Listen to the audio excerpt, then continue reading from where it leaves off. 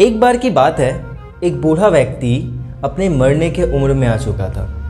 उसने अपने बेटे को बुलाया, उसके हाथ में एक घड़ी दी और उससे कहा कि बेटा, इस घड़ी को मेरे दादाजी ने मुझे दी थी, इसीलिए आज मैं ये घड़ी तुम्हें दे रहा हूँ। तुम्हें एक काम करना है, इस घड़ी को लेना है और मैं जिस जिस जगह में जाने की बात कर रहा हूँ वहाँ पे जाना है और उससे इसका मूल्य पूछना है।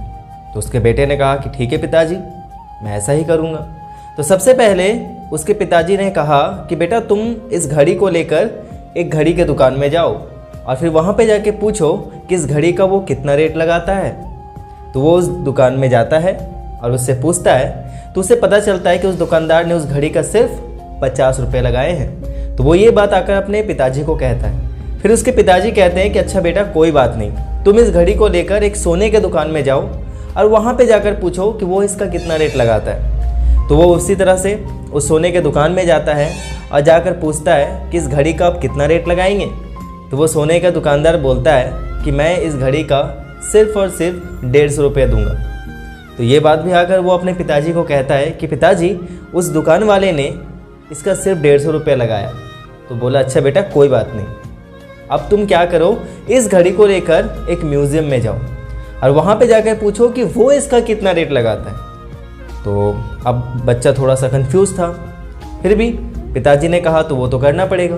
तो वो म्यूज़ियम जाता है और वहाँ पे जाके पूछता है।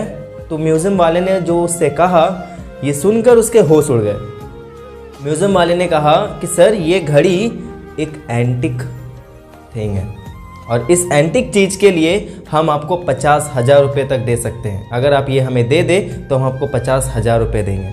तो ये बात वो आकर अपने पिताजी को कहता है कि पिताजी, म्यूज़ियम वाले ने तो इसका 50,000 रुपये रेट लगाया है, ऐसा कैसे हो गया। तो उसके पिताजी मुस्कुराते हैं और कहते हैं कि बेटा देखो, यही ज़िंदगी होती है, जिसकी जहाँ पे वैल्यू होती है उसको वहीं पे जाना चाहिए।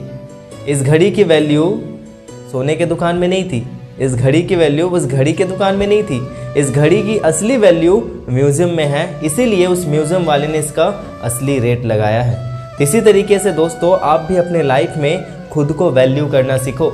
जहाँ पे आपको वैल्यू नहीं मिलता, जहाँ पे आपके टैलेंट की कोई रिस्पेक्ट नहीं होती, वहाँ पे ज़्यादा समय तक रुके मत रहो।